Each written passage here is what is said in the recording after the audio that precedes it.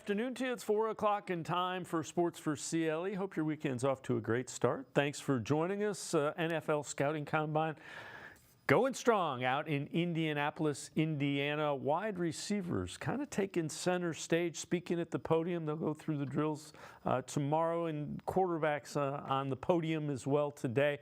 But the Browns, we know that the Browns have spoken to a number of the wide receiving candidates out at the Combine. Most of these from various reports, but the players confirming it at their podium interviews today. Xavier Worthy, the speedster from Texas, Troy Franklin from Oregon, Ladd McConkey from Georgia, Jermaine Burton from Alabama, and Malik Washington from Virginia. All from various reports have confirmed that they have had formal interviews with the Browns and talked to them in Indianapolis at the Scouting Combine. Let's welcome in Tim Bielik from the Plain Dealer as well as cleveland.com. Tim, those are some of the names that we're hearing that might be available in that late second round range where the Browns will have the first pick. Of those guys, who kind of jumps out? Who do you like? Who do you kind of hope slides down to 54 where the Browns will be picking?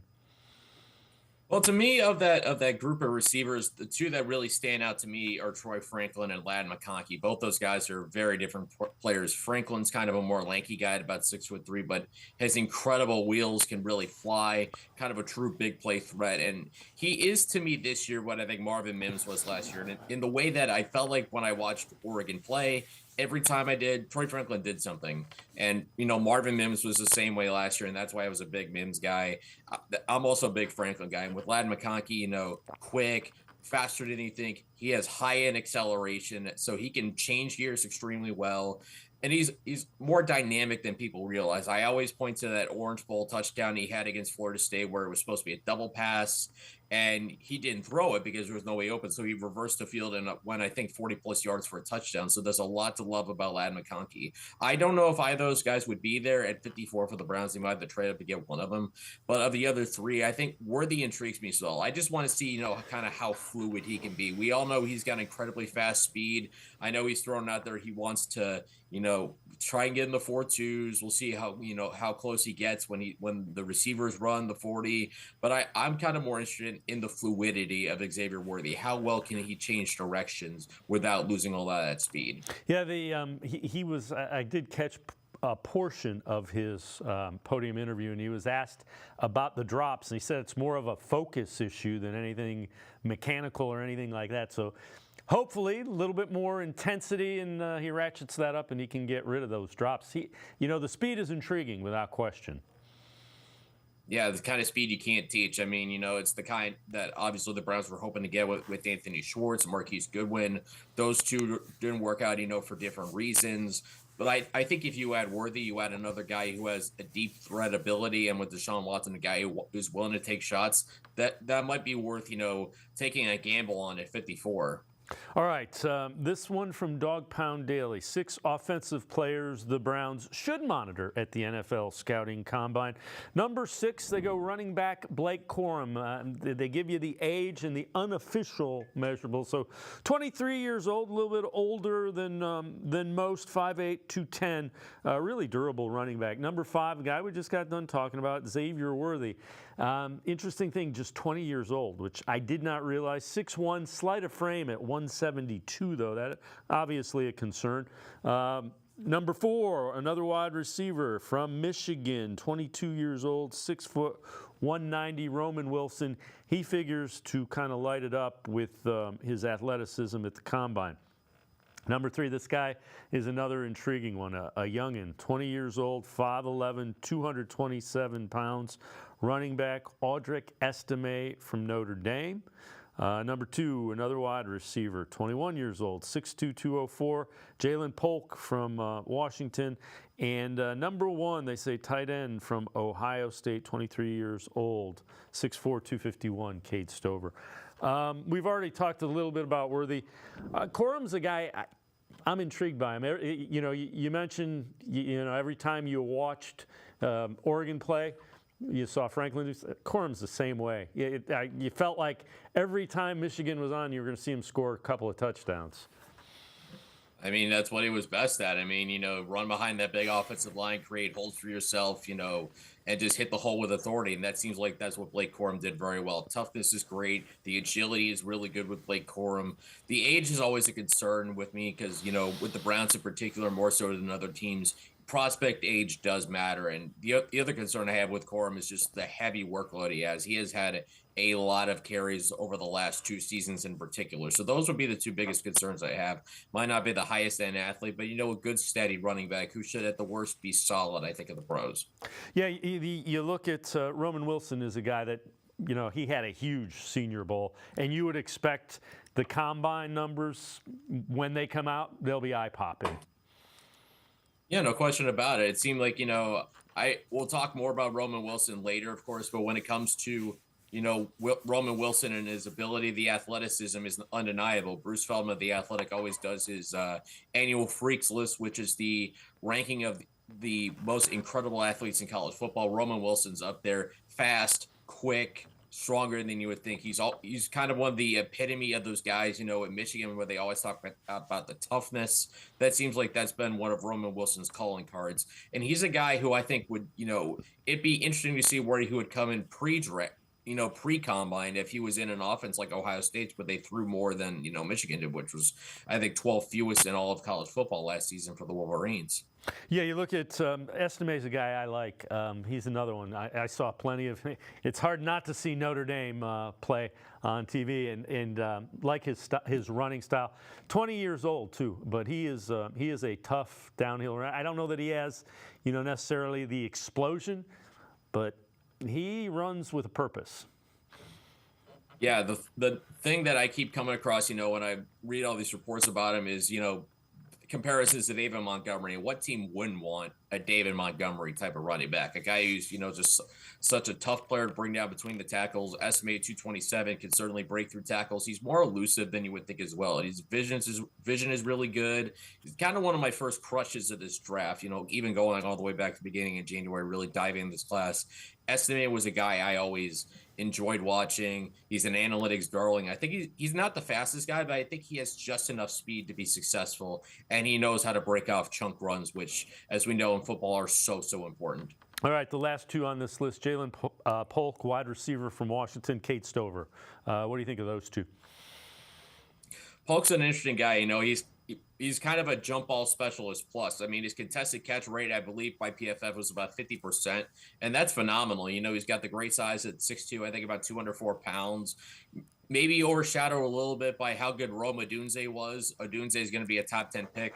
Polk's really good as well. He's not going to wow anybody with speed, but what he does so well is he's great in the open field, fluid, changes directions, and for me, that's almost as good, if not better, than just having speed, because football's not a straight line game. You got to be able to move left, right, diagonally. You got to be able to move all over the place to get open. And when Jalen Polk, his hands are good, and he knows how to create space for himself and also make things happen after the catch up with Cade Stover. I find it interesting that, people say, maybe he's the third or fourth best tight end, but maybe that's only good for the fourth round, maybe in the fifth round.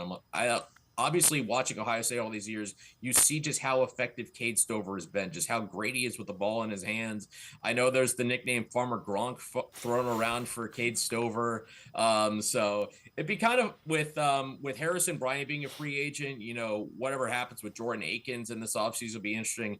Maybe it'll be interesting to give Cade Stover's name a call. I mean, if Kevin Stefanski loves his tight ends, we know that. But could you imagine a 1-2 combination with David Njoku on one side and Cade Stover on the other? That's two very athletic tight ends, and I think Stover is a better athlete than a lot of people gave him credit for. I think he's got a chance to show it. All right, this from the Bleacher Report. Under the radar free agents who could be steals. Free agency gets underway in a couple of weeks with the ability to start negotiating. They go with edge rusher Derek Barnett, 2017 first-round pick of the Eagles, only 21.5 sacks, cost 73 regular season games in Philadelphia. They released him in late November. Texans claimed him off waivers. He soon became a starter for them, 3.5 sacks, 13 quarterback hits, 7 total appearances. Another guy they go with, wide receiver Noah Brown for the Texans as well. Tallied a career-high 567 yards, despite appearing in only 10 games after consecutive 500-yard seasons. 28-year-old has proven he deserves regular snaps.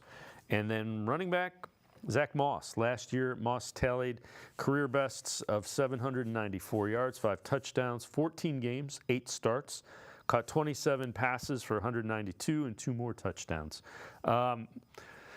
Moss will not be the starter because the Colts re-signed Jonathan Taylor, so they probably will be letting him go. Of all of those guys, he makes a lot of sense to me. Yeah, I mean, especially if Nick Chubb's not 100%, maybe not till like October, November, or whatever. The later you think he's going to be 100%, as far as health goes, I think the more urgent the Browns should try to push for, a veteran running back. And Moss, I think, he really did a lot for himself this past season in Shane Steichen's offense.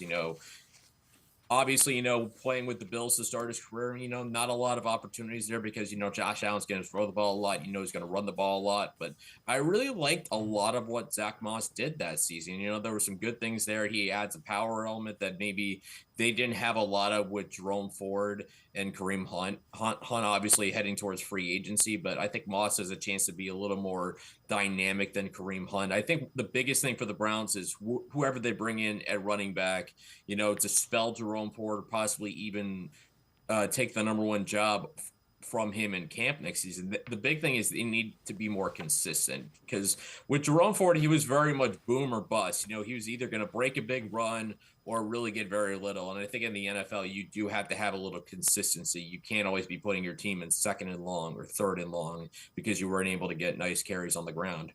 All right, before we go to break, let's head to the voicemail of Truth and Reason for the first time this afternoon. Yeah, hi, this is Ron from Cleveland, and I just wanted to call you guys and ask you what you think about the possibility of the Browns moving a big man, Deshaun Jones, to the left tackle. Seems like he's one of those generational huge men, like Munoz, Jonathan Ogden, Tony Baselli, some of those guys. He's just such an enormous man that by the time they work the way around him, usually the play's over. I don't know, maybe try him out at left tackle and move Jed back to right tackle, and him and Conklin can share the duties over there. It seems like one of them's hurt all the time anyway, so maybe having 2 guys at right tackle would be the thing to do because that is a humongous human being. And the more experience he gets, the more I feel confident that our quarterback won't have to worry about his blind side. So, as always, go Browns. Woof. As always, appreciate all the voicemails. It's an interesting thought. The one thing is, playing left tackle and right tackle is different, and you keep in mind they moved Jedrick Wills from right tackle, which was Tua's blind side in college, to left tackle. That's something you'd have to kind of figure out and see, probably in mini camps, how he moves, if he can do that. Yeah, I mean, that's going to be the most interesting thing. I know obviously, with 3 starting tackles for 2 spots, it's kind of, a good problem to have right now, especially with how DeJuan Jones played, when he filled in for Jack Conklin for the handful of weeks he played. He looked really good, for his first career start being against TJ Watt, he held up pretty well, and it seemed like he only got better and better as time went on. The tricky part with that is it's very difficult to get out of Jack Conklin's contract this year because it's just not going to be as easy to get out of it as far as getting a benefit until next season. So I think of him and Jedrick Wills, I think Conklin might be the harder one to move out if you're looking to trade a guy. I mean, that's going to be Andrew Berry's dilemma is what does he do with these 3 tackles? Is he going to keep Jed Wills on the left side in the final year of his rookie deal? And what about on the right side where you have DeJuan Jones and Jack Conklin? Ultimately, one of these 3 guys is going to be the odd man out. It's just a question of, does it happen through just natural competition in camp working with new offensive line coach Andy Dickerson? Or does one of them get moved, early in the offseason? Does Jedrick Wills, for example, get dealt, in the draft, say, a 2nd or 3rd round pick or whatever? It'll be interesting to kind of see how it all plays out. But I feel like, Jones moving over to the left side would be the wild card. I think he can do it. It's just a matter of doing it. And I will say, I feel like as much as important as the left tackle position, I think we are also seeing the way the game has evolved that the right tackle is becoming almost as important as the left side. Yeah, and the Browns, they addressed that at the scouting combine earlier this week. They view the tackle and offensive line and defensive line as premium positions. So they're always, I thought they had a lot of money tied up in it and draft capital. Andrew Berry said we're always going to have a lot tied up in our offensive and defensive lines. So they may very well keep all three of them. When asked about it, they said that's a great problem to have, and they smiled broadly, both Kevin Stefanski and Andrew Berry. Tim Bielik and I are going to step aside, take a quick time out, other side of the break. Back to the voicemail of Truth and Reason, Sports for CLE. We'll be right back. Stay with us. Here comes the rush. All right, everybody, let's take 5. With one of these 5 Lady Luck scratch-offs from the Ohio Lottery. Like the $10 Lady Luck 50X. It's got prizes all the way up to $500 grand, so you could really clean up. The Lady Luck family of scratch-offs is the Ohio Lottery's first ever, with 5 price points from $1 to $20.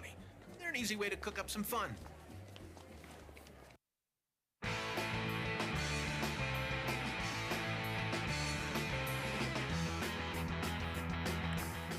We continue talking Browns with Tim Bielik from the Plain Dealer, cleveland.com. Let's head back to the voicemail of Truth and Reason. It seems like that Barry is one of the best GMs at picking up free agents and drafting basically all the defensive areas on any team. That's why our defense is so all-starish. But it seems like that he has a serious problem picking out offensive players. It seems like our wide receivers just don't do it. Thank God he went out and got Amari Cooper. But it just seems like we're having such a hard problem getting a good wide receiver. And I really hope that we can get somebody to complement Cooper and stop the double teams that he gets all the time. Thank you so much. Love the Browns. Love your show. Go Browns. Love y'all. Bye-bye. As always, appreciate all of the voicemails. Tim, actually, we've done this a couple of times since 2010. They haven't drafted a lot of guys before the third round. Andrew Berry has drafted 3 guys in the third round: Tillman, David Bell, Anthony Schwartz. Schwartz didn't work out. Since 2010, Corey Coleman's the only first-round pick they've had. That was not good. Greg Little was a second-round pick. That wasn't very good. They did draft Josh Gordon supplemental second round. That was pretty good, except he couldn't keep himself straight and narrow. So they haven't put a lot of resources into the wide receiver position. 100%. Even looking, Andrew Berry's brief draft history, looking at all the picks he's made in the top 75, only 2 of them have been offensive players. Jed Wills with the 10th pick in 2020. Then last year, Cedric Tillman's 74th overall, so barely a top 75 pick. And that's the only one they've used on a skill player on offense.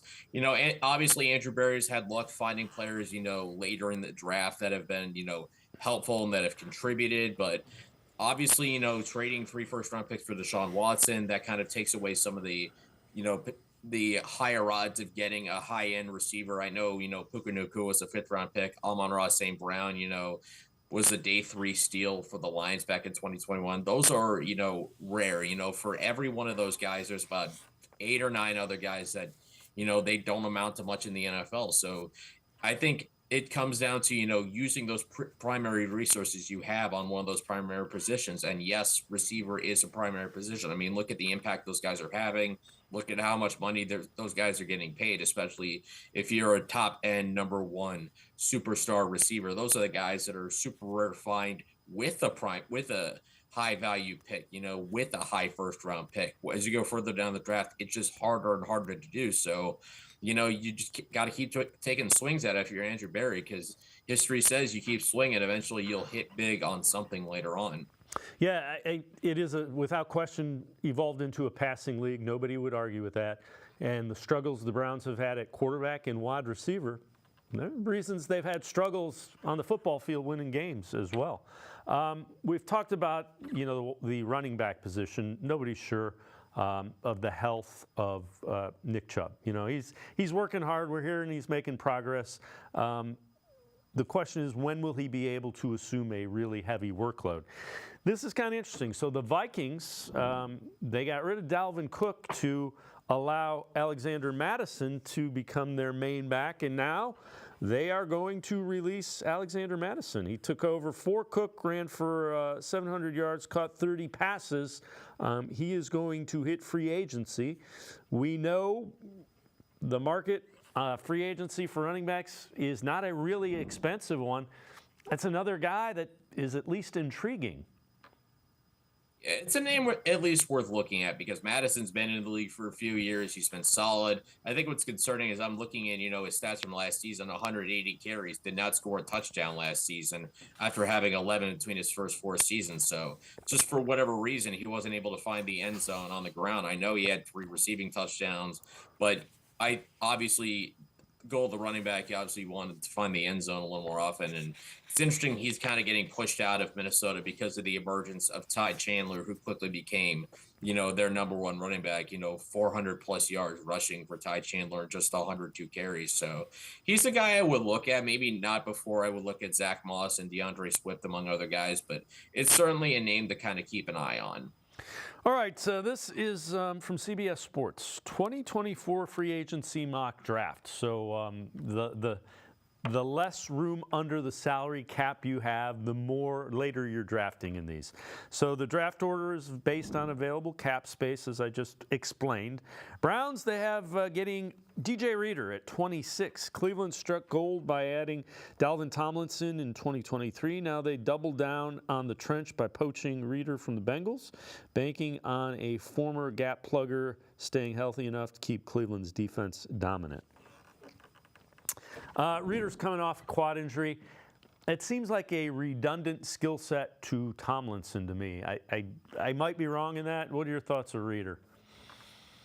I think it'd be a nice addition, because right now the Browns, the defensive tackle, have just Dalvin Tomlinson and Siaki Ika right now. They could certainly bring guys like Jordan Elliott back. They could certainly bring Shelby Harris and Reese Hurst back. But DJ Reader has been such a key part of the Bengals defense for the last few seasons. There were times that, even though the Browns were better on the interior and defense, they were still giving up plays on the ground. So anything you could do to kind of continue to shore that up, I think is a good thing. And Reader, obviously, has had a history of being very good against the run. And again, with what he's done in the middle of Cincinnati's defense as part of their disruptive front four, I think he would be an interesting person to kind of keep an eye on.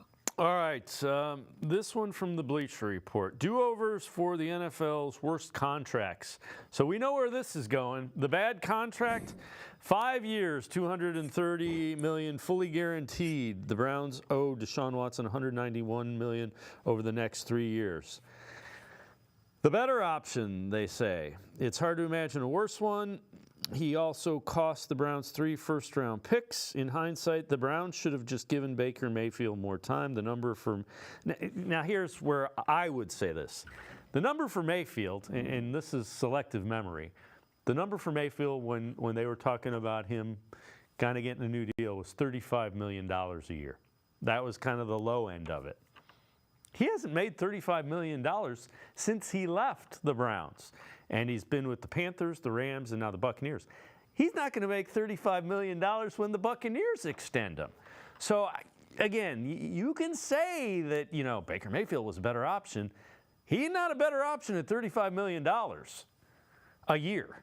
No, I agree. I mean, why pay Baker 35 when you have Deshaun at 46? Obviously he hasn't, had much of an opportunity to show what he could do. He's suspended for 11 games in 2022, injured for 11 games in 2023. So he's just not been able to stay on the field, for any consistent amount of time to be able to really get back into what he used to be. And we did see more flashes of it again in 2023, particularly the second half against Baltimore. And it's a shame in that situation that, we suffered that glenoid fracture in his shoulder, because you would have obviously wanted to see what he could do for an encore. Can he build off that? Can he look like the Deshaun Watson that was such a star for the Houston Texans?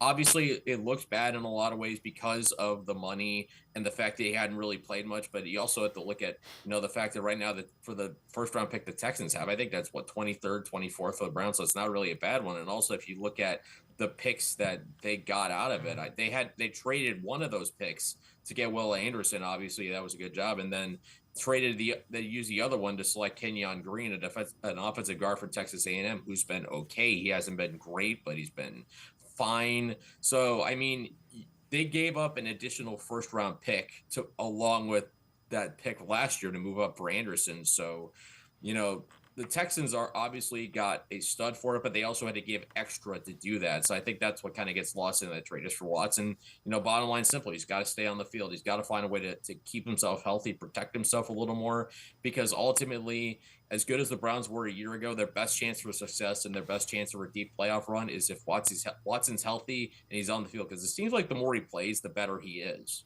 Yeah, the other thing is, and again, I'm not defending. He hasn't played well. It's been very inconsistent. There have been spots where he's played really well, and there have been spots where it's like, we thought we were getting more. He's 8-4 as a starter for the Browns. You're on track to be a playoff team and contend in the division. If you're 8-4 after 12 weeks next year, you're feeling pretty good. Yeah, I mean, who wouldn't want to be 8-4? I know, with Watson, I did think, his games against the Titans and the Cardinals were pretty good. Obviously, what he did in the second half of Baltimore was tremendous, having that perfect second half. Again, for me, he just needs to stay on the field. Play 4 games in a row, 5, 6, 7, even 8 or 9. Just to, have that consistent flow of getting out there every single week, getting out there and playing, because it seems like every time he had started to do something well, he would have another setback with his injury. We saw that with the Titans game. He looked really good, then all of a sudden he was out for Baltimore. And that Ravens game where he has that big second half done for the season. So he really has never had a chance to build any momentum. That's going to be the most important thing, is stay healthy and establish that consistency. That's what Deshaun Watson simply has to do in 2024. Tim Bielik from the Plain Dealer, cleveland.com, and I are going to step aside to take one more timeout. Other side of the break, we'll take a look at some guys that are doing really well out at the Combine. Plus, guys that Tim thinks the Browns could target in the second and third rounds of the NFL Draft. Sports4CLE, be right back. Stay with us. Come back to go forward. Back to learning new things. Back to pursuing your dreams. Tri-C has flexible learning options to fit your life. And every year, more than 1,000 local companies provide Tri-C students with real-world learning. The right education can boost your lifetime earning power by hundreds of thousands of dollars. Start now with a college education you can afford. Tri-C, where futures begin.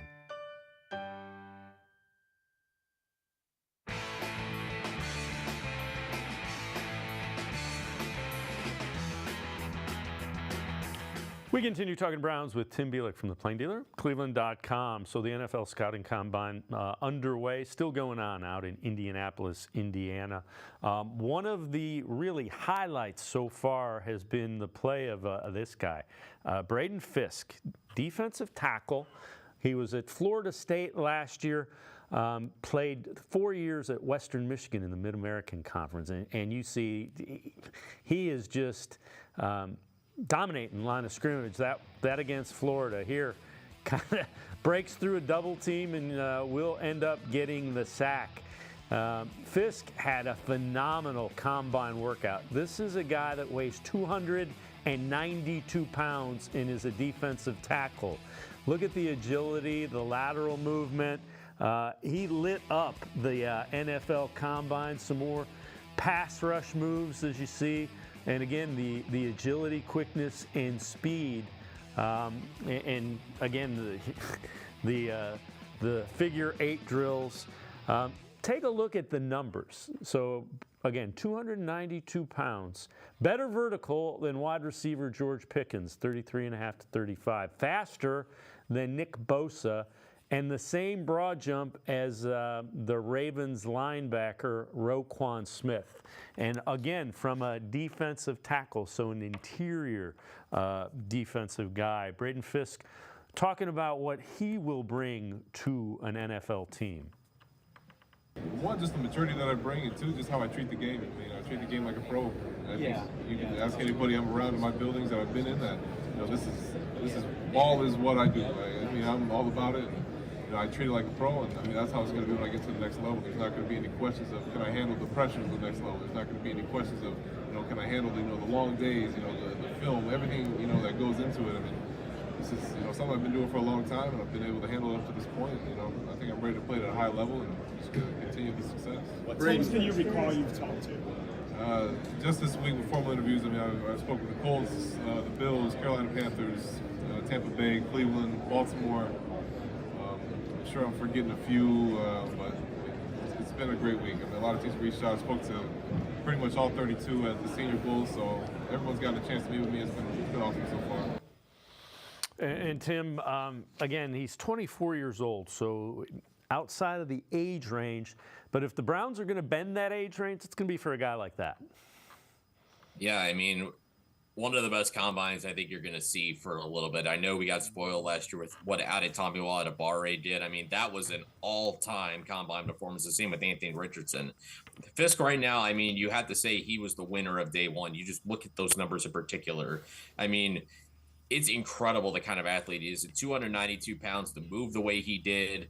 And I thought the biggest thing for him, you know, building off a good week at the Senior Bowl, he's a guy with momentum. And I think in any draft cycle, you obviously want to be the prospect with momentum, because certainly will get you more attention, you know, probably get drafted a little earlier than people thought, you know, way back in December or January or whatever. But, you know, he's got momentum. And I think a big thing, you know, as well, you know, even again, we mentioned he's, you know, a Western Michigan transfer, comes to Florida State last season for 2023 and still has really good numbers, you know, 43 tackles, 6 sacks last season for FSU, a team that went 13-0 and missed the college football playoffs. So he's definitely got the ability to play at a high level. Again, for the Browns, you know, maybe one of the only teams that is like so specific when it comes to player age, and they're very, you know, they're cognizant of it. And if you're a 24-year-old rookie, that maybe kind of limits your ceiling a little bit and what you know, your longevity of a career is.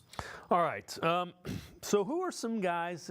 I know you've been diving into the draft prospects. Who are some guys that you think the Browns could target in round 2 and round 3? Well, let's start with round 2, you know, pick 54. We talked about Roman Wilson earlier. You know, we talked about the high-end athletic tools he has, you know, that he was a guy who may be better in the pros than he was in college, simply because, you know, Michigan did throw a lot, 24.1 pass attempts a game, which is 12 fewest in the FBS last season. You know, great speed, tough. And he was also a pretty good player in big games. You know, last 3 playoff games, 231 receiving yards, 2 touchdowns, so he can rise up to the occasion.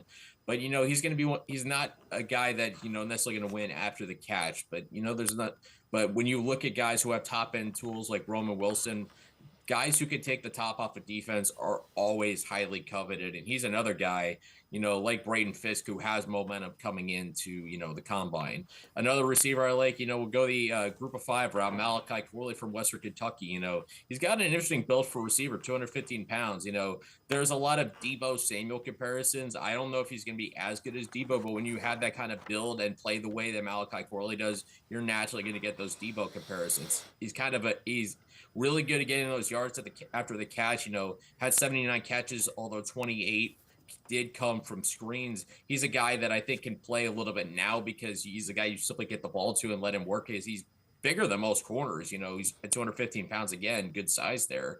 He's going to have to work on, you know, becoming a more disciplined route runner, more attention to detail. You know, some of the similar things we saw with Cedric Tillman coming out of Tennessee last year. Then also at 54, you know, this is one of my man crushes in this draft, T'Vondre Sweat from Texas. I mean, 366 pounds, and he carries it really well. I mean, Big 12 Defensive Player of the Year last season. Watching his highlights, if you were to tell me that a guy that fast is 362 pounds, that I would not believe it. But that's what he is. I mean, especially when you watch him get off the ground to bad passes. I think he jumped in the air about 3 or 4 times, bad down passes. Guys who are that big shouldn't be that quick off their feet, but T'Vondre Sweat is. And the other thing I like specifically on his film, his swim move is tremendous. You know, he's really good at just swimming through defenders, you know, creating havoc in the middle of the defense. I think with Sweat, you know, you have concerns that are similar to other guys who are of his size. You know, can he stay on the field for all 3 downs? What's his conditioning like? I know he can play well at 362. I see him and I see what he could be at 350. I think he could be even better at 350 than at 366, but that's my own opinion. All right, 3rd round, you have another defensive tackle or interior defensive guy, Michael Hall from Ohio State. What do you like about him? Well, obviously, I'm sure a lot of Clevelanders, they always love the Buckeyes. They always love a local product, Streetsboro alum. He's a very young prospect. He's not going to turn 21 until June. But what is interesting about him, weighing in 290 pounds on the combine, which is good. I think he played about 280, so he's putting on a little weight. And I think he's a guy who'll do that more and more as he gets older. He's a quick interior. He's a quick defensive tackle. He's able to, get that penetration, kind of those, penetrating type defensive tackles. And a common trend, watching these D tackles, he's got a great motor. All these top defensive tackles, they have outstanding motors. They just keep going till the whistle blows. That's exactly what you want to see out of a defensive tackle. Hall's got, some good power. He's able to shed blocks. What he's going to have to do, I think, to continue to get better is work on his hands, ability to get off blocks with hands and those sorts of different things. But the natural tools he has are very exciting. All right, another guy is Cooper Beebe, and then we've also talked about Audric Estime. We talked about him a little bit. So those are other guys in the third round range. Yes, I would start with Cooper Beebe. I keep thinking guard's got to be a bigger need because, you have to start thinking about the future of the guard position. You have Joel Bitonio and Wyatt Teller. Those guys have obviously been really good for this team for a long time, but you have to consider the future. And I really love watching Cooper Beebe. He's big guard, 335 pounds, The analytics love this guy. Each of his last 3 seasons, a PFF grade of 80 or better. He's a physical blocker in the run game. With the Browns, the way they want to run the football, we've seen how many pancake blocks Wyatt Teller's historically gotten. No reason Cooper Beebe can't do the same thing. But what I really loved is against the pass, he reads what's going on so well. Stunts and twists, he understands where they're coming from, and he does a great job picking those up. And we all know quarterbacks hate pressure up the middle. And when you have a guard who's able to do that at a high level, that's really impressive. And that's what stood out to me about Cooper Beebe. Not a long wingspan, but so many other tools and enough mobility to make up for that. With Audric Estime, we already kind of talked about, David Montgomery-esque type of player, 127 pounds, 1,300 plus yards, 18 TDs. The thing I mentioned a little bit, I want to touch on a little bit also, explosive run rate, which is usually a pretty good indication of the type of back, the quality back you could be in the NFL. By my math, of his 210 carries, 10.5% of them went for 15 plus yards. If you're telling me that one of every 10 times a guy's going to get the ball, he's going to rip out 15 plus yards, I mean, any NFL coach would sign up for that in a hurry with Audric Estime. All right, before I let you go, a couple of sleeper picks real quick that you think the Browns might look at. I got a couple other skill players. First off, Isaiah Davis from South Dakota State. He's got good build for the position at 6 foot, 220 pounds, coming off some tremendous production, for the back-to-back FCS champions at South Dakota State, 3,000 plus yards, 33 touchdowns in his last 2 seasons. Another one of these guys who had a really good week at the Senior Bowl. That's kind of the recurring trend with some of these, good weeks over the Senior Bowl. And what caught a lot of people's eyes was, his vision and how patient he was as a runner. Those are great tools you want to have as a runner. He's explosive enough and he has good balance. He's just doesn't have top end speed. And we talk about, draft tendencies for the Browns. This would really go against type for Andrew Berry because as much as we talk about the age of prospects, they really lean heavily on Power 5 prospects. I think about 87.5% of the players they've taken over the last 2 drafts have been Power 5 guys. So this would really be off brand for Andrew Berry. But, one of the 5th round picks, I think this would be a great pick for it. And I'm going to go with another, receiver as my last one. Jaquan Jackson from Tulane, smaller guy, 5'11", 185. So he's probably just going to be a slot guy in the NFL. But this is a guy who seems like he could win multiple different ways. He could win with speed deep down the field. He could win underneath with quickness and his ability to get open. And he also has abilities as a kick punt return. 59 punt returns to his career, 11.5 yards per punt return. If you're getting a first down on average per punt return, I mean, that's something a special team coach has to love. Obviously size is going to be a question that's going to probably limit him to, the kind of role he has. And he didn't put up a lot of numbers, over 5 seasons. Tulane, obviously they like to run the football a lot. You can understand why, because the play of Ty J. Spears in 2022 was a guy I loved coming out of that draft, and he had a great rookie season with the Titans. 5 seasons, just 109 catches, 1,700 plus yards, and 17 TDs, for Jaquan Jackson. But, another guy who impressed at the Senior Bowl, maybe worth one of those late flyers in round 5. Tim Bielik, as always, great stuff. Appreciate the time and the insight. Thanks very much, Tim. Yeah, thanks for having me, guys. Have a good weekend. All right, same to you. Tim Bielik, make sure plain dealer at cleveland.com. Always really good stuff on the draft and the Browns as well as free agency. We're going to step aside, take a quick time out. Other side of the break, Lance Reisland from the plain dealer at cleveland.com. Film breakdown, video analysis of some of those rookie wide receivers that are available in the draft that the Browns might be looking at. Sports4CLE will be right back. Stay with us. The Ohio Lottery Partners in Education program is dedicated to recognizing exceptional students, teachers, and schools throughout Ohio. Scan the QR code on screen to nominate students and teachers as Academic All-Stars and Teachers of the Month. They must be currently enrolled or teach in grades K through 12. Is your K through 12 school developing students' literacy skills to achieve success in reading? If so, you can nominate your school for the School of the Year. Students can win $100, teachers can win $500, and schools can win $2,500. Scan the QR code, fill out the forms, and nominate deserving students, teachers, and schools today. The Ohio Lottery Partners in Education program takes pride in honoring exceptional students, teachers, and schools across Ohio. Submit your nomination today. It's fun, fast, and free.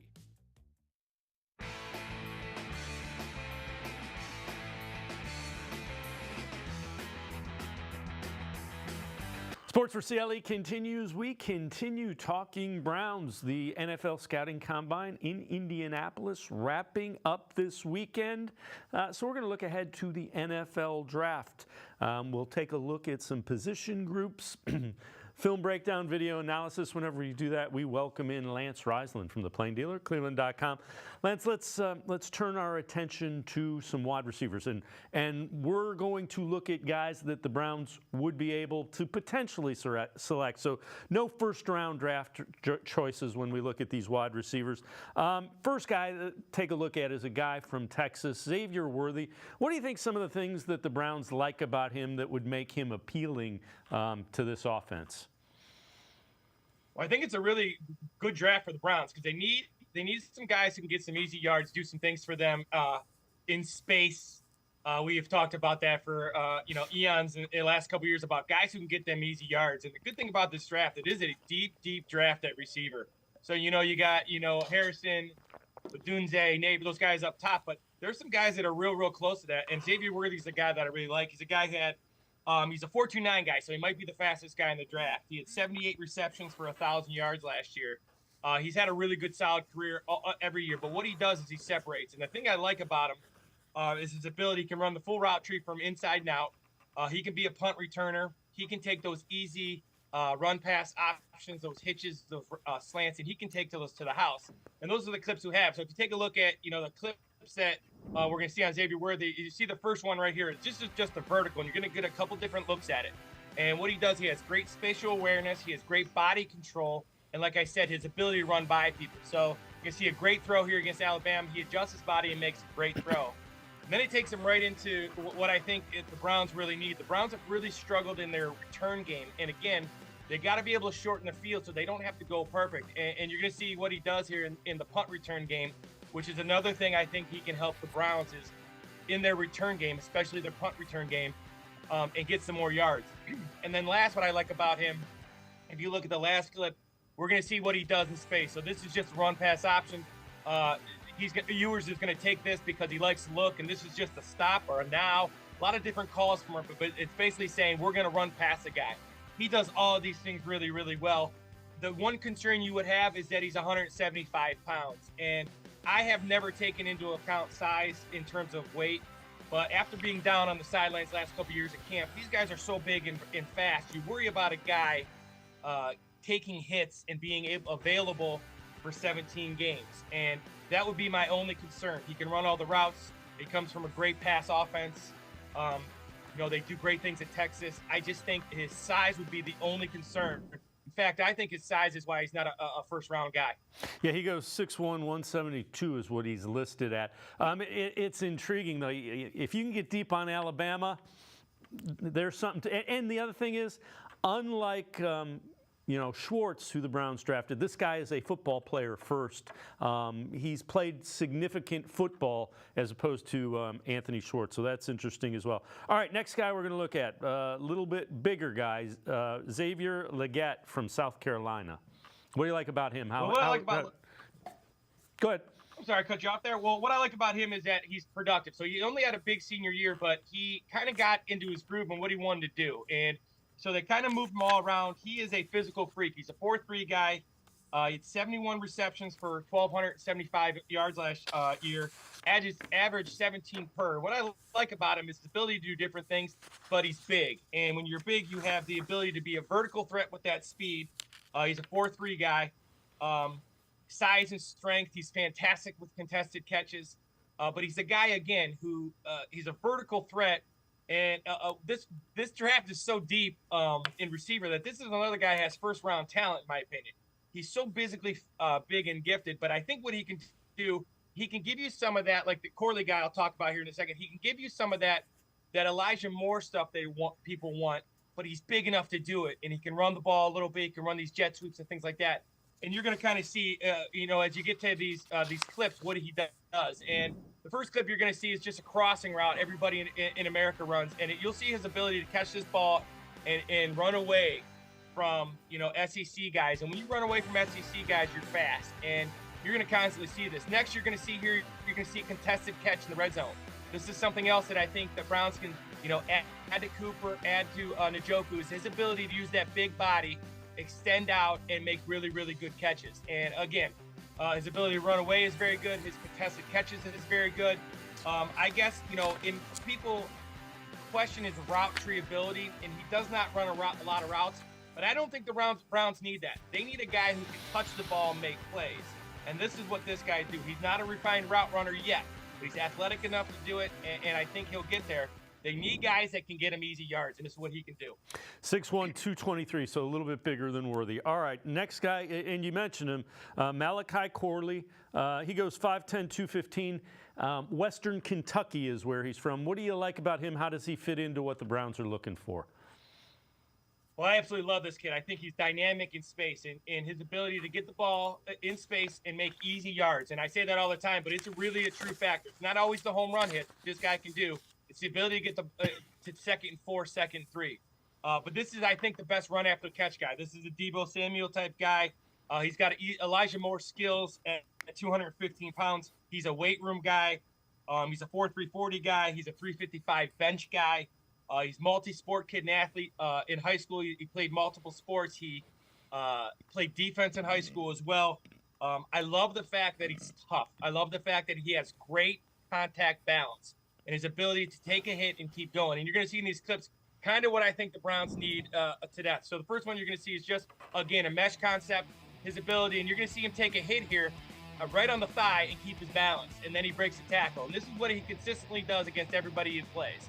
So again, you're going to see a tunnel screen here, his ability to take these easy throws, these easy reads, and get big yards. And again, he's a guy who has Elijah Moore skills, so he can run the bubbles, the quick screens, but he's big. He's 215 pounds, like I said. His ability to break tackles and have great balance is a guy that the Browns need. I would not be shocked if this guy is the guy they take because of what he brings to the table. Dynamic guy with the ball in his hands, and I think he'd be a great fit for what the Browns need. Yeah, the build, you can see it's similar to Elijah, or not Elijah Moore, Deebo Samuel, just a big-bodied guy. Are you at all concerned, Western Kentucky is in the Sun Belt? Is that a concern, or is that something that the Senior Bowl kind of alleviates somewhat? You brought it up, Senior Bowl. He's dominant at the Senior Bowl, and he was dominant with his ability to release off the line of scrimmage, which I think a lot of people had. Because he doesn't run an elite route tree, a lot of guys worry about releases. He was absolutely sudden, twitchy, uncoverable at the Senior Bowl against the best guys, and that tells you that he's good. He's going to be good against anybody who plays, and he's a touch guy. Again, kind of like Legette. He's not a guy who's super polished yet, but he is polished when it comes to getting yards, and that's what the Browns need. All right, another guy that figures to kind of light up things athletically, Roman Wilson, 5'10", 186 pounds from Michigan. Ohio State fans will be familiar with this name. Well, you know what I like about Roman Wilson is it's an underrated thing. But first of all, he comes out of a huddle at Michigan. So when you come out of a huddle, you learn multiple positions. So many of these kids coming out of college now, they play on the right or left side or the motion guy. They don't take plays out of a huddle. They don't have to listen to this long verbiage that he's now going to get in the NFL. He got that at Michigan with Jim Harbaugh. He also understands the full route tree against full coverages, something else a lot of guys don't do. So he can run routes from inside and out. He's highly athletic. Now, his numbers don't scream at you because he only had 41 receptions last year, but he made big catches in big times, and he's really good in the red zone. So I think he's a guy who's polished, and he's a guy who's reliable. And some guys are just better than their measurables, and Roman Wilson is one of those guys. He's extremely explosive, and people don't think he is, but I think he's a guy in the draft and through this process with the combine, the pro day, that's going to scream up charts because of his ability, his physical abilities that go along with his football making skills. And you're going to see some of those skills here in his clips here. So first clip you're going to see is he runs a smash route, and he does a great job of bending inside the safety. Next, this is what I really like, because this is what you're going to get out of Deshaun Watson. Scramble hill by McCarthy. He's going to go up and make a football play and just grab it over top of the defender. Again, going back to his smash route, you're going to see at the top of this screen, he bends it out because the number 4 is underneath him, and which tells you he has a great understanding of what routes are. And in the NFL, you have to run different routes against different coverages, even when the same play is called. And that happens in college, not as much as it will in the NFL. And I think truly playing in this scheme, this pro scheme that he played at Michigan, is going to limit the learning curve for him, and he's going to be able to produce earlier than other guys because of his skill set. Very polished guy compared to the other guys. This guy is a very polished guy. Now, he's not a super run after catch guy, but he's a guy who you can rely on to be in the right spot. And with Deshaun Watson, that's what you need. All right, the final guy that we'll look at, again, these are guys that the Browns could draft in second or later rounds. Luke McCaffrey, 6'1", 202 pounds from Rice. And it is the brother of Christian McCaffrey, son of Ed McCaffrey, really good receiver back in the day with the Denver Broncos. What do you like about McCaffrey? Well, he's got elite short area quickness. That I will tell you. He comes from a great pedigree, obviously. He's very, very, very talented. So he initially played quarterback in Nebraska and has some success as a quarterback. Then he goes to Rice, and he turns into a receiver, and he turns into a high-level receiver. Last year he had 71 receptions for just under 1,000 yards and 13 touchdowns. So he's very productive in the red zone. What I see out of him is a football player, and I see a guy like a Taysom Hill. He throws the ball well enough. And in the red zone, because the red zone's so important in the NFL, you can put him at quarterback and you can make him a +1 in the run game. He throws the ball well enough to get the ball to Njoku and Cooper and these guys who need the ball in space. Not that you want to do that, but it comes down to, I don't think you want to run Deshaun Watson anymore. You pay him a lot of money. You want him to throw the football, scramble, but not take unnecessary hits. If you need to play, this is a versatile guy. He's my sleeper. So he's a guy who will probably be available day 2 or 3, and I think he's got a ton of skill, which you'll see. All right, so let's take a look at that first clip for McCaffrey and what you see here. So this is just a vertical route, and you can see him just make a great adjustment, great spatial awareness, great ball control. He catches the ball with one hand, and you're going to see it from the other. I got another angle of it here.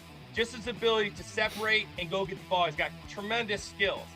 This is what you like. This is him at quarterback, not catching the ball. So play goes back. You're going to see the play again. Him throwing his ability. Now you get the ability to run. So now he's in the red zone. Let's go back and look at these 3 clips again. So the first one just takes you through this vertical. Great spatial awareness, great ball skills. He's got great body control. He does a really good job of running away from people. I'll be interested to see what his 40 time is. Again, a guy who can shoot up. Then he's at quarterback at Nebraska. They run a little pin and pull like he's going to run. He pulls it and throws, a pass for a touchdown. Then they run a dart play or a bash play where he's going to keep the ball on a run game. So he just has so much versatility both in the run and pass and what he can give, playing the slot, play quarterback, play outside, can do different things. He could be a gadget guy. Again, great late round value with McCaffrey. And obviously he comes from a great family. Lance Reisland, we will continue to do this with some draft positions in the upcoming weeks. As always, great stuff. Appreciate the time and the insight. Thanks very much, Lance. As always, thanks for having me. Lance Reisland, great stuff. There you get a look at some of the wide receiver names that you see attached to the Browns. Some video of what they can do. We'll continue doing that with different draft positions as we lead up to the NFL draft. We're going to take a quick timeout. Sports for CLE, and we'll be right back. Stay with us. All right, everybody. Let's take 5. With one of these 5 Lady Luck scratch-offs from the Ohio Lottery. Like the $1 Lady Luck 5X. Because the pink really pops like my safety vest. Plus $1,000 grand prize really hammers it home for me. And this $2 10X really nails it for me. $2 for a shot at 10 grand? That's rock solid. The Lady Luck family of scratch-offs is the Ohio Lottery's first ever with 5 price points from $1 to 20. They're built for fun.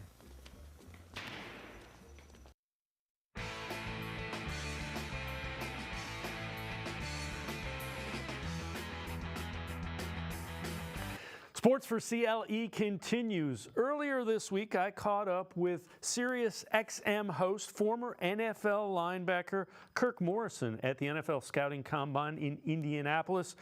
Kirk is the host of the NFL Blitz on SiriusXM's NFL channel.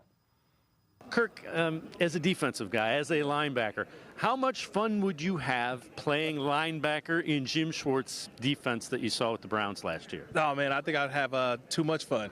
I believe that. When you think about what Jim Schwartz did in his first season as defensive coordinator, Myles Garrett was the defensive player of the year. That kind of shows you how quickly the guys were able to adapt. I saw James Owusu-Koramoah and what he was able to do in his first time in that defense. Guys played, I thought, above where they've been at. They played to a level of football that I really thought doesn't get talked about enough in Cleveland. I think that you really talked about the offense and obviously, having to go through the quarterback situation and Joe Flacco kind of saving the day. But I thought it was the defense that really held together and really helped this football team throughout the season. And that's why I thought that, hey, look, if I could play for this defense, I know Jim Schwartz would have me in the right position to go out there and make some plays. As a defensive guy, second year, same system. Do you expect, can we expect it to get better? It was really good. Can we expect it to be better? Oh, yeah, it's going to get better. And because it'll get better only because you have guys who have been in the system. They understand the scheme. They understand where they need to be at. And that's the one thing about the NFL is that when you are in a system, and I can probably say Patrick Mahomes and Andy Reid, they've been together for a long enough period of time that they know how each other thinks. And I think that's how the players are going to be this year. They know how each other thinks in terms of what calls you're going to get on first down and second down. And in third down, it's like, hey, let's line up and go get after the quarterback. So I think the sky's the limit. I think this year you're going to see more turnovers, right? More takeaways. You're going to see, more sacks of the quarterback. Because now, last year, you may have okay, I know it a little bit, but now I know it fully, which you just go out and play like your hair is on fire. The big thing that everybody was concerned about, the big plays, do you think that was a factor of kind of not completely understanding things? Well, you want to eliminate those explosive plays, and that's something that they dealt with. But I think the bigger part of this whole situation is that now you know where the weaknesses are in some of the defenses. Not every defense is going to go out and shut anybody down. There's always a weakness. But when you know your weaknesses, you know how to make sure you don't allow teams to get to that weakness. And so what does that mean? That's making sure that you're sounding your coverage, sounding your communication. It's going to be that much better next year. And that's why you won't see some of those bigger plays happen. And that's why I'm thinking there's going to be a lot more takeaways too. So Kevin Stefanski won Coach of the Year. The Browns won games with 4 different quarterbacks, actually played 5. Right. How crazy is that as a guy that played in the NFL? That's crazy. I'm not going to lie to you. To have 4 different quarterbacks win football games for you, to me, I think that's huge for a football team. It's huge for Kevin Stefanski. That's why he was a Coach of the Year, because it's very difficult to do. But one thing that you can say is that the culture didn't change. The mindset didn't change. The offense didn't change. I thought just guys believed in the system. They believe in what you're doing. And when you do that, that's how you're able to go out and win. I've been a part of teams that you lose a quarterback and you're like, oh, man, what are we going to do now? And then all of a sudden you go out there and you're not playing 100% sure. You're not playing 100% confident. I think the Cleveland Browns played 100% confident, and that's a reflection of the coach to make sure that everybody is on board in what you're doing. perception around the league about the Browns? We in Cleveland get sick of hearing some current players saying the Browns is the Browns, right. Cleveland is Cleveland. You're around the NFL constantly. What is the perception around the league of the Browns now? They're a good football team and a solid organization. You know, when you got the Cleveland Browns on your schedule, it's going to be a tough out. They're going to be competitive. Obviously, they beat the 49ers this year, you know, the team that was in the Super Bowl. So I think the Browns aren't sneaking up on anybody. They're also a part of a division in the AFC North that is really, I call it the new black and blue division, right? They're just, it's physical. And you know how when the physical mindset that they play with in that division, Cleveland, you know, when you play against, it's going to be tough. It is just going to be difficult. So I think nationally, you already understand these aren't the same old Browns. I think having the quarterback in place and Deshaun Watson, he'll be better next year. That you know that this is going to be a team that you have to bring your A game or else they'll see you out the door really quickly. You mentioned Deshaun Watson and Browns fans. There's a portion of them that, I mean, they want to see it. Right. But he's played 12 games, and I know wins are not a quarterback stat. They're 8-4 in 12 games. Right. The bottom line is, when he's been on the field, they've been winning games. Correct. Yeah, they've won games, and I think he's only going to continue to get better. His first full season as a starter since he had this hiatus a little bit, right? And so he had injuries. I think we'll see a much different quarterback, back to kind of similar to what we saw in his last couple of days in Houston. He is a very good quarterback that just takes a little bit of time. But to your point, they won football games. I just think that people expected them to go out and win them by 30 points or more, right? That's just not how it is in the NFL. And I think that he understands where he can grow in this offense. And remember, they did it without Nick Chubb as well, too, who got injured earlier in the year. You have receivers who are banged up. Look, this is an offense who also lost offensive line pieces as well. I mean, they're on their fourth and fifth tackle. Come on. I mean, we can go on and on, and I can tell you all the reasons why they should not have made the playoffs, why they should not have had a winning record, and yet if you put them in some other divisions around the NFL, they would have been a division champion. That's how good they were. So I look at it this way. They are going to continue to get better. The quarterback is going to continue to get better, but also the mentality nationally of the Cleveland Browns is they've got the pieces in order to get to a Super Bowl. Honestly, I believe that they are right there on the cusp, on the verge of getting to a Super Bowl. Kirk Morrison, appreciate the time and the insight very much. Make sure you check him out, Kirk Morrison, SiriusXM, The Blitz on the SiriusXM NFL channel. And again, Kirk Morrison, a national host there on SiriusXM NFL channel, telling you what the perception is nationally about the Browns, and it's pretty good. It's going to do it for this edition of Sports4CLE. We will see you back here Monday at 4 o'clock. Have a great night, everybody, a great weekend. We will see you Monday at 4 o'clock on Sports4CLE.